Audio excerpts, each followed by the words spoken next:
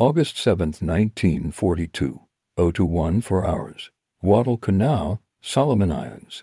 The first American Marines of the 1st Division waited ashore at Beach Red, carrying weapons that would fundamentally challenge Japanese tactical doctrine. Among the garrons and bars, select Marines carried Winchester Model 12 shotguns, compaction weapons with a devastating capability that Japanese military planners had never anticipated. Through the pre-dawn darkness, the Marines advanced inland from their landing beaches, encountering the first Japanese defensive positions near the Lunga River. What happened in those initial engagements would demonstrate a catastrophic miscalculation in Japanese military planning. The Imperial Army had prepared for rifle combat at distance. They had trained for bayonet charges and sword work at close range. They had not prepared for American shotguns capable of firing as fast as a soldier could work the pump action, a mechanical reality that would shatter Japanese tactical assumptions across the Pacific. 200 Japanese defenders on Guadalcanal were about to discover that American Marines had brought to the Pacific a weapon so effective in close combat that Germany had tried to have it banned from warfare in 1918. The Winchester Model 12, with its ability to slam-fire multiple shells in rapid succession, would prove particularly devastating in the jungle warfare, cave fighting, and night combat that characterized the Pacific theater. The mathematics of combat were about to change. Each shell contained 9 pellets of double-aught buckshot. A Marine could fire 6 shells in under 3 seconds using the slam-fire technique. In those 3 seconds, 54 projectiles would saturate the target area, more than a Japanese soldier could fire in a minute with his bolt-action rifle. The Winchester Model 12 entered World War II with a reputation already established in the trenches of France. During World War I, American forces had employed earlier shotgun models with such effectiveness that on September 15, 1918, the German government filed a diplomatic protest through Swiss channels. The protest, preserved in U.S. State Department archives, claimed that shotguns violated Article 2.3 of the Hague Convention by causing unnecessary suffering. The German protest specifically stated, "The German government protests against the use of shotguns by the American Army and calls attention to the fact that according to the law of war, every prisoner found to have in his possession such guns or ammunition belonging to Rito forfeits his life." Secretary of State Robert Lansing's response was unequivocal. The United States rejected the protest and warned that any execution of American prisoners for carrying shotguns would result in reprisals. No American soldiers were executed for carrying shotguns, and their use continued. The Model 12, introduced in 1912 as a civilian hunting weapon, had evolved significantly by 1942. The military version, designated the M12 trench gun, featured a 20-inch cylinder-bore barrel, compared to 26 to 30 in on civilian models, a perforated metal heat shield, and a bayonet lug. Most critically, it retained the original design's lack of a trigger disconnector, a mechanical feature that allowed slam firing. This capability was not accidental, but intentional. Winchester engineers had designed the Model 12 so that holding down the trigger while working the pump action would fire the weapon as rapidly as the operator could cycle it. While civilian shooters rarely used this feature, military trainers recognized its combat potential immediately. The Imperial Japanese Army had built its Pacific defensive strategy on several core assumptions documented in their field manuals.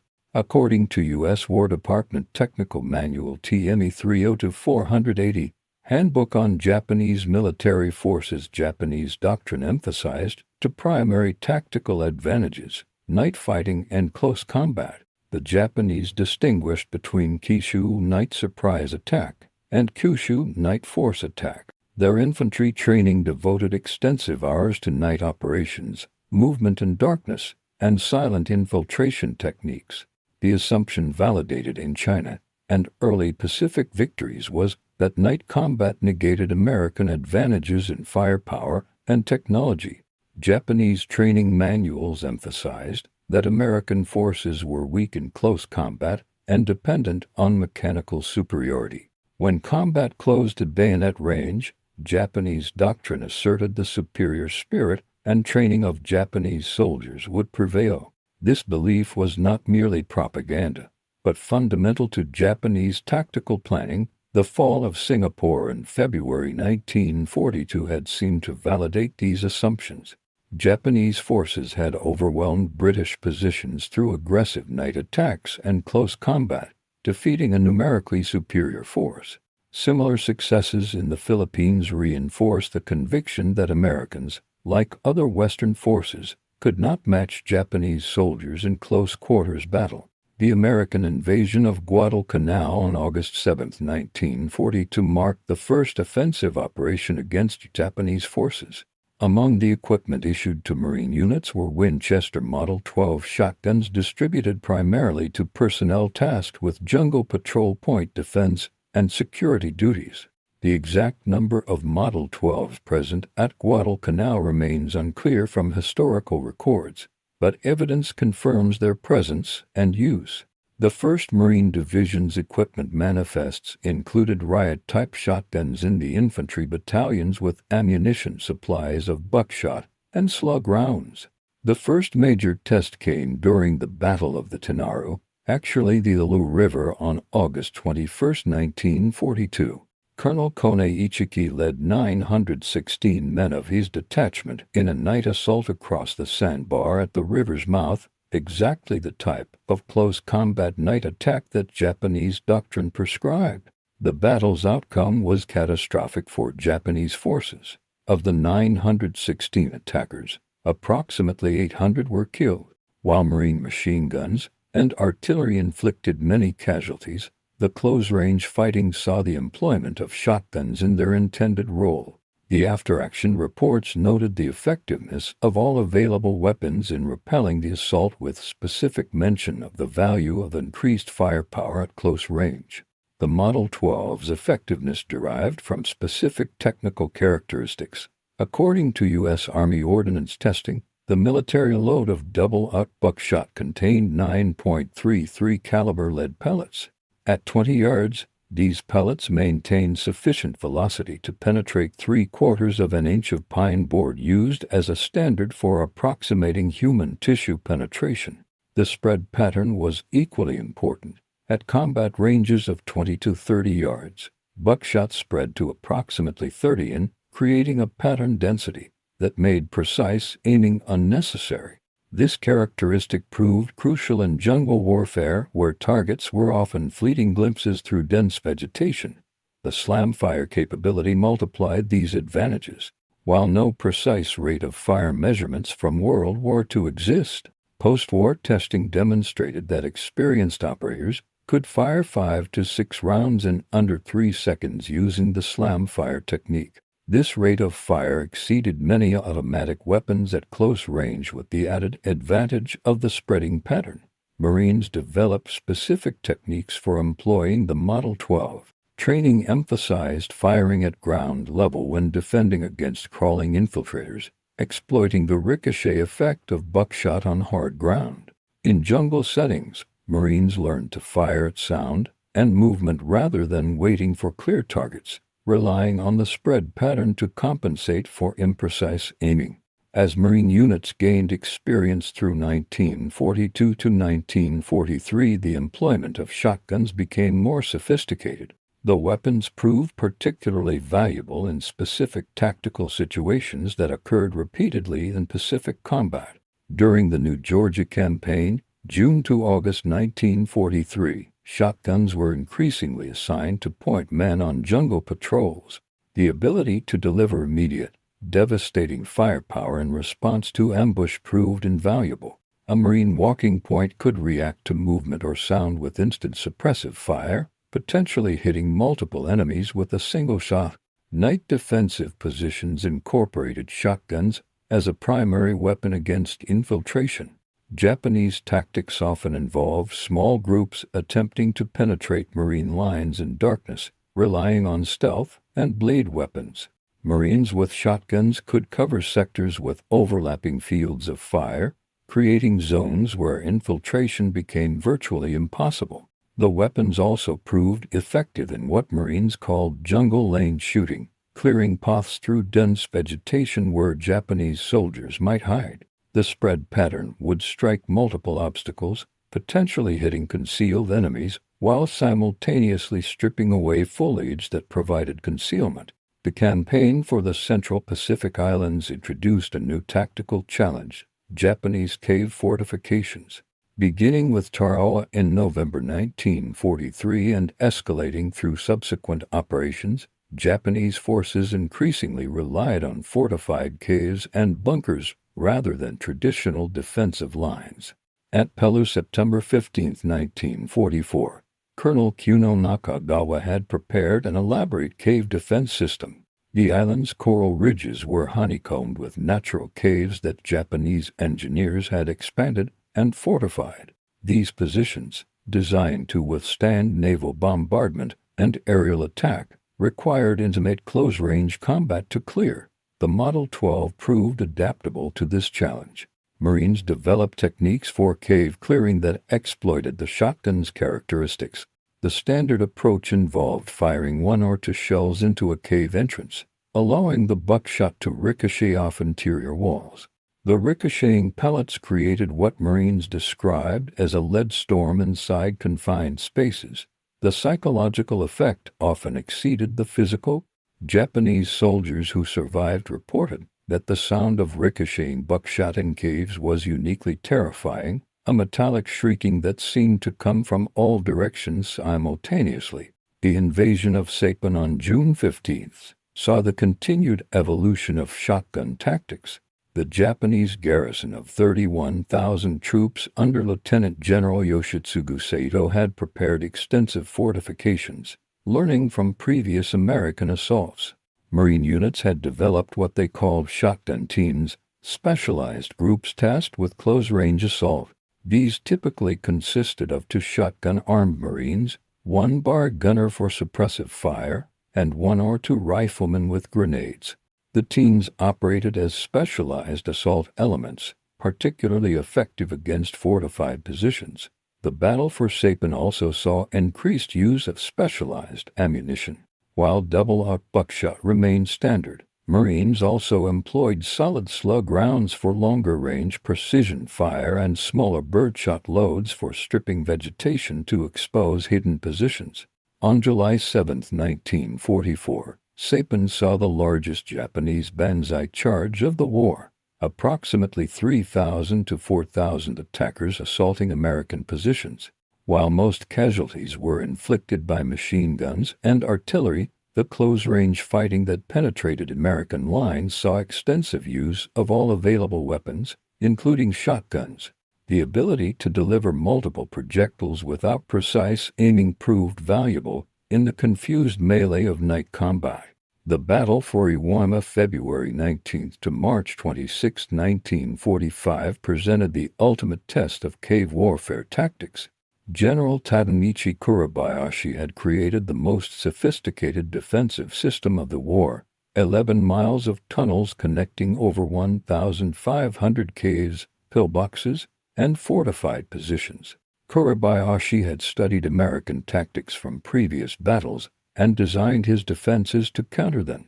Cave entrances were angled to prevent direct fire. Multiple exits prevented entrapment, and interior chambers were offset to limit the effect of explosives and flamethrowers. Despite these preparations, Model 12 shotguns remained effective. Marines adapted by developing skip shooting, deliberately banking buckshot off tunnel walls to reach around corners. They also increased their use of white phosphorus shells, which created both casualties and smoke that forced Japanese soldiers to evacuate positions. The 21,000 Japanese defenders were gradually eliminated in brutal close-range fighting. Of these, only 216 were taken prisoner, most wounded or unconscious when captured. The nature of the fighting at Iwo Jima, with its emphasis on eliminating fortified positions at close range, highlighted the continued relevance of weapons like the Model 12. Despite the overall mechanization of warfare, the invasion of Okinawa on April 1, represented the largest amphibious operation of the Pacific War. General Mitsuru Oshima commanded 100,000 Japanese troops in the most extensive defensive network yet constructed. Colonel Hirami Yahara, Oshima's operations officer and one of Japan's most brilliant staff officers, had designed the defense to maximize American casualties. By Okinawa, both sides had learned from 3 years of Pacific combat. Japanese forces no longer wasted themselves in banzai charges, but fought from prepared positions. American forces had refined their combined arms tactics, with shotguns playing a specific role in the close combat phases of cave and bunker reduction. The 82-day campaign saw the full evolution of American cave-clearing techniques. Marines and Army troops employed what they called blowtorch and corkscrew tactics. Flamethrowers provided the blowtorch, while demolitions and close-range weapons like shotguns served as the corkscrew to penetrate positions. The actual production and distribution of Model 12 shotguns tells a different story from popular perception. According to Winchester Company records analyzed by historian Herbert G. Howe, only 61,014 Model 12 shotguns were manufactured during World War II. An additional 1,927 were repaired or refurbished by Winchester, leading to confusion about total numbers. These weapons were distributed across all service branches: Marines, Army, Navy, and Army Air Forces, not exclusively to Marine units. The Army Air Forces, for instance, used Model 12s for air-based defense and aircraft guard duties. The Navy employed them for ship security and landing party operations. This relatively limited production, 61,014 new weapons for a military of 12 million, meant that Model 12s were specialized weapons rather than general issue. They were concentrated in units expected to face close combat: Marine rifle companies, Army assault teams, and security detachments. The ammunition supply was more abundant. Military contracts for shotgun shells ran into the millions, ensuring that units equipped with shotguns had adequate ammunition for both training and combat. The standard military load was 0 buckshot with slug rounds and smaller shot sizes available for specific purposes. Evaluating the Model 12's actual combat effectiveness requires careful analysis of available evidence.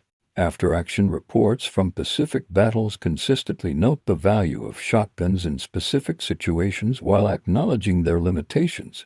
The weapons excelled in several scenarios consistently reported across different battles. Jungle ambush response: the ability to deliver immediate devastating firepower in response to sudden contact at close range. The spread pattern compensated for the difficulty of acquiring targets in dense vegetation. Night defense: shotguns provided effective defense against infiltration attempts. The sound of a pump action being cycled became a psychological deterrent, while the spread pattern increased hit probability in darkness. Cave and bunker clearing: the ricochet effect in confined spaces multiplied the weapon's effectiveness. Even when direct hits were not achieved, the psychological impact of buckshot ricocheting in enclosed spaces often forced Japanese soldiers to evacuate positions. Final assault phases: when combat closed to ranges under 25 hits, shotguns provided superior firepower to bolt-action rifles and even some automatic weapons. However, the weapons had clear limitations. The effective range of 50 yards or less meant shotgun-armed troops were vulnerable to rifle fire at longer ranges. The ammunition was bulky and heavy compared to rifle rounds. The weapons required frequent cleaning in the corrosive salt air environment of the Pacific. Japanese forces attempted various countermeasures to American close combat weapons, including shotguns. These adaptations, documented in captured Japanese materials and post-war interrogations, reveal both the perceived threat and the difficulty of countering it. Some Japanese units experimented with body armor, including thick wooden or bamboo plates designed to stop buckshot. These proved cumbersome and only partially effective, as buckshot could still cause disabling injuries to exposed areas. Tactical adaptations included increasing the depth of defensive positions to prevent infiltration by assault teams, creating false positions to absorb initial attacks, and using obstacles to maintain engagement distances beyond shotgun range. Despite these efforts, Japanese forces never developed fully effective counters to American close combat tactics. The fundamental problem was material. Japan lacked the industrial capacity to match American firepower at any range, forcing continued reliance on tactics that brought them into the very close-range fights where weapons like the Model 12 excelled. The German protest of 1918 regarding shotgun use created a legal precedent that influenced World War II employment. The American rejection of German protests established that shotguns were legitimate weapons of war under international law. Interestingly, despite the Model 12's effectiveness against Japanese forces, Japan never filed a similar protest.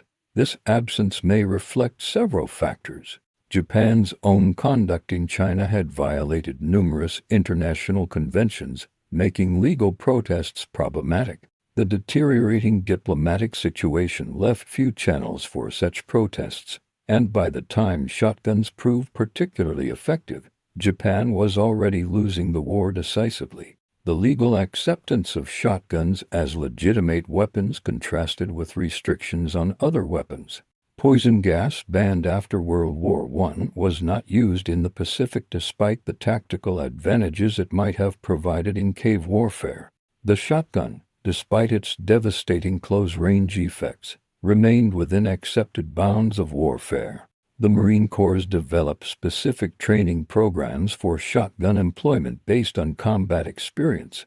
The Scout Sniper School at Camp Loon included shotgun training, though the exact curriculum from World War II has not survived in detail. Training emphasized several key principles derived from combat experience. Ammunition management. Unlike rifle ammunition, shotgun shells were bulky and heavy. Marines learned to carry shells in elastic loops on belts and bandoliers for rapid access. The standard load was 50 to 60 shells, with resupply a constant concern. Shooting positions. The pump action required different stances than rifle shooting. Marines practiced firing from the hip during movement, point shooting without using sights, and maintaining balance while cycling the action rapidly. Target selection. Shotgunners learned to engage closest threats first and to sweep across multiple targets, rather than focusing on individuals. The spread pattern meant that precise aiming was less important than rapid target engagement. Weapon maintenance. The Pacific environment was particularly hard on weapons. Salt spray, sand, and humidity could quickly render a Model 12 inoperable. Daily maintenance became essential, with emphasis on keeping the action clean and lubricated. The American use of shotguns in World War II was relatively unique among major combatants. Other nations' approaches to close combat revealed different tactical philosophies. Britain. The British military made limited use of shotguns, primarily for prisoner guard duties and specialized operations. British doctrine emphasized the submachine gun, particularly the Sten gun, for close combat. Soviet Union. The Soviets relied heavily on the PPSH-41 submachine gun for close combat, producing over 6 million during the war. The high rate of fire and larger magazine capacity suited Soviet mass assault tactics. Germany. Despite protesting shotgun use in World War I, Germany produced limited numbers of shotguns for Eastern Front combat. However, the MP-40 submachine gun remained the primary close combat weapon. Japan produced virtually no combat shotguns, maintaining focus on rifles, bayonets, and traditional blade weapons for close combat. This reflected both industrial limitations and cultural preferences. The American adoption of shotguns reflected a pragmatic approach to warfare, using the most effective tool for specific situations, regardless of traditional military conventions. Understanding the Model 12's role requires placing it within the broader context of American combat doctrine in the Pacific. The weapon was one element in a combined arms approach that integrated naval gunfire, air support, artillery, automatic weapons, flamethrowers, and demolitions. The typical sequence for reducing a Japanese fortified position by 1945 illustrates this integration: naval gunfire and aerial bombardment to suppress and isolate the position, artillery and mortar fire to prevent reinforcement, machine guns and bar fire to suppress defensive fire, assault teams approach with flamethrowers and demolitions, shotguns employed in the final assault phase to clear positions, engineers seal or destroy the position. The shotgun's role was specific but important, providing overwhelming close-range firepower in the critical moments when Americans and Japanese soldiers met at distances measured in feet rather than yards. The psychological impact of weapons often exceeds their physical effects. The Model 12 had demonstrable effects on both American and Japanese morale, though these must be assessed carefully given the propaganda and mythology surrounding weapons. For American forces, the shotgun provided confidence in close combat situations. Marines and soldiers knew they possessed devastating firepower at short range, reducing anxiety about Japanese infiltration and banzai charges. The mechanical simplicity and reliability of the Model 12 also inspired confidence. It rarely jammed and was simple to operate under stress. The distinctive sound of a pump-action cycling became a morale factor itself. Veterans reported that the sound reassured friendly troops while potentially deterring enemy action. This psychological effect, while difficult to quantify, appears consistently in veteran accounts. After Japan's surrender, the U.S. military conducted extensive analysis of weapons effectiveness in the Pacific War. The Model 12 and other shotguns received mixed assessments. The weapons were credited with exceptional effectiveness in specific situations, particularly cave clearing and night defense. The ability to deliver multiple projectiles without precise aiming proved valuable in the confused close-range fighting common in the Pacific. However, analysts also noted limitations. The short-range left shotgun armed troops vulnerable in open terrain. The weapons were less effective against Japanese bunkers with small firing apertures. The logistical burden of supplying specialized ammunition complicated supply operations. Despite these limitations, shotguns remained in U.S. military inventory. The Model 12 served in Korea, where it again proved effective in close combat and night fighting. In Vietnam, shotguns were employed by point men on patrols and for tunnel clearing operations, directly applying lessons learned in the Pacific. The Model 12's mechanical design influenced subsequent military shotguns. The pump-action mechanism proved more reliable in combat conditions than semi-automatic designs. The slam-fire capability, while eventually eliminated for safety reasons in civilian models, remained valued for military applications. The historical record of Model 12 employment in World War II comes from multiple sources, each with limitations. Official after-action reports. These provide tactical overviews, but rarely detail individual weapons employment. References to shotguns typically appear only when noting special effectiveness or problems. Unit equipment records. These document shotgun distribution, but not actual combat use. Many records were lost or destroyed during the war. Technical manuals.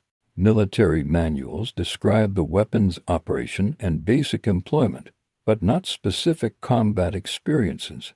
Veteran accounts, post-war memoirs, and oral histories provide anecdotal evidence, but must be evaluated carefully for accuracy and representation. Japanese records, captured documents, and post-war interrogations provide the enemy perspective, but are limited by translation issues and the destruction of many Japanese records. Photographic evidence. Combat photographs occasionally show Marines with shotguns, but cannot document their effectiveness. This fragmentary evidence requires careful analysis to separate documented fact from mythology and assumption. The Model 12's employment highlighted the vast industrial and technological gap between the United States and Japan. American forces could afford to issue specialized weapons for specific tactical situations. The industrial capacity to produce 61,014 shotguns, weapons with limited military application, while simultaneously producing millions of rifles, hundreds of thousands of machine guns, and tens of thousands of artillery pieces, demonstrated overwhelming material superiority. Japan, conversely, struggled to provide basic rifles and ammunition to its forces. The Japanese Type 99 rifle, while excellent in design, suffered from declining manufacturing quality as the war progressed. By 1945, Japanese forces were fielding bamboo spears alongside rifles, highlighting their industrial collapse. This disparity extended to ammunition. American forces could expend shotgun shells freely in training and combat. Standard procedure called for using fresh ammunition and discarding shells that showed any corrosion or damage. Japanese forces, meanwhile, counted every rifle cartridge and often relied on captured ammunition. The development of shotgun tactics in the Pacific demonstrates American military adaptability. Unlike rigid military hierarchies that imposed tactics from above, American forces encouraged innovation at the small unit level. Marines who discovered effective techniques shared them informally. Successful methods spread through units by word of mouth and demonstration. Officers incorporated proven techniques into training and doctrine. This bottom-up innovation process allowed rapid tactical adaptation. The skip shooting technique for cave clearing, for example, appears to have developed independently in multiple units facing similar challenges. Marines discovered that buckshot would ricochet predictably off rock walls, allowing them to shoot around corners. This technique, born of necessity and experimentation, became standard procedure. Similarly, the use of mixed ammunition loads, alternating buckshot and slug rounds, developed from combat experience rather than pre-war doctrine. Marines learned that the combination provided flexibility in engaging varied targets without changing weapons. While tactical weapons like the Model 12 played important roles, the Pacific War's outcome was determined by larger strategic factors. American submarine warfare strangled Japanese logistics. Strategic bombing destroyed Japanese industry. Naval supremacy isolated Japanese garrisons. The atomic bombs ended Japanese resistance without invasion. Within this strategic framework, weapons like the Model 12 contributed to tactical success that supported operational and strategic objectives. Efficient reduction of Japanese positions conserved American manpower, maintained offensive momentum, and demonstrated the futility of continued resistance. The shotgun's effectiveness in cave clearing, for instance, reduced casualties in the grinding attrition battles of 1944 to 1945. Each fortified position cleared quickly meant fewer American casualties and faster advance to strategic objectives like airfields and ports. The Model 12's employment in the Pacific offers lessons about military innovation and adaptation, existing technology and new applications. The Model 12 was a 30-year-old design when World War II began. Innovation came not from new technology, but from applying existing technology to new tactical problems. User-driven innovation. The most effective tactics developed from bottom-up experimentation by combat users rather than top-down doctrine development. Specialized versus general purpose. The Model 12 excelled in specific situations, but had clear limitations. Military forces must balance specialized capabilities with general-purpose requirements. Training and technology. The weapon's effectiveness depended on proper training. Technology alone without doctrine and training provides limited advantage. Industrial base. The ability to produce and supply specialized weapons and ammunition depends on robust industrial capacity. Tactical innovation requires logistical support. Behind the technical and tactical analysis were human beings, American Marines and soldiers who carried Model 12s into combat, and Japanese soldiers who faced them. Their experiences, while filtered through memory and mythology, provide essential perspective. Marines who carried shotguns often did so by choice, trading the longer range of rifles for devastating close-range firepower. This decision reflected individual assessment of tactical requirements and personal preference. Some Marines swore by the shotgun's effectiveness. Others preferred the versatility of rifles. The weapon's operation under combat stress tested human capabilities. Slam firing required physical strength and coordination while under fire. The technique that seemed simple in training became challenging when exhausted, terrified, or wounded. Yet, Marines consistently performed these actions effectively in combat. The Winchester Model 12's employment in the Pacific War demonstrated both American military adaptability and industrial capability. The weapon proved exceptionally effective in specific tactical situations: cave clearing, night defense, jungle ambush response, and final assault phases. Its slam fire capability provided devastating close-range firepower that Japanese forces struggled to counter. However, the Model 12's impact must be understood within proper context. Only 61,014 were produced during World War II, making it a specialized weapon rather than a primary infantry arm. Its effectiveness depended on integration with other weapons in combined arms tactics. The Pacific War's outcome was determined by strategic factors far beyond tactical weapons. The Japanese military's failure to anticipate or counter American shotgun employment reflected broader miscalculations about American military capabilities. Japanese doctrine emphasized spiritual factors and individual warrior skills while underestimating American material superiority and tactical innovation. The Model 12, simple in design but devastating in application, embodied the pragmatic American approach to warfare. From Guadalcanal to Okinawa through jungles and caves, the distinctive sound of compaction cycling marked American tactical innovation. Marines and soldiers armed with Model 12s demonstrated that industrial democracy could develop and employ specialized weapons for specific tactical challenges.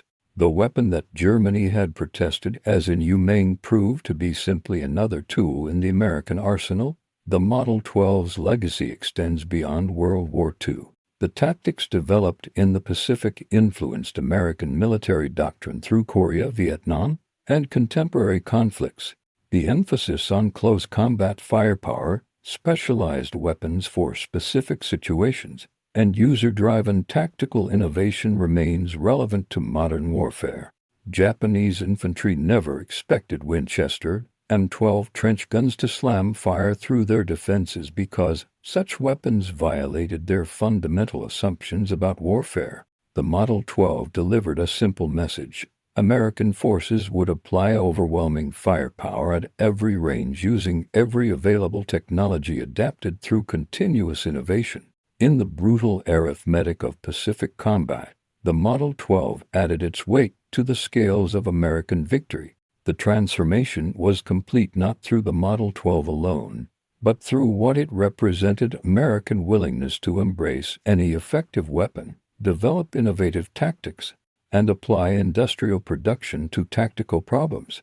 The Japanese infantry who faced these weapons discovered that their opponents had mastered not just the art of war, but the science of systematically applying firepower to destroy any defense, overcome any obstacle, and achieve victory through material superiority combined with tactical innovation.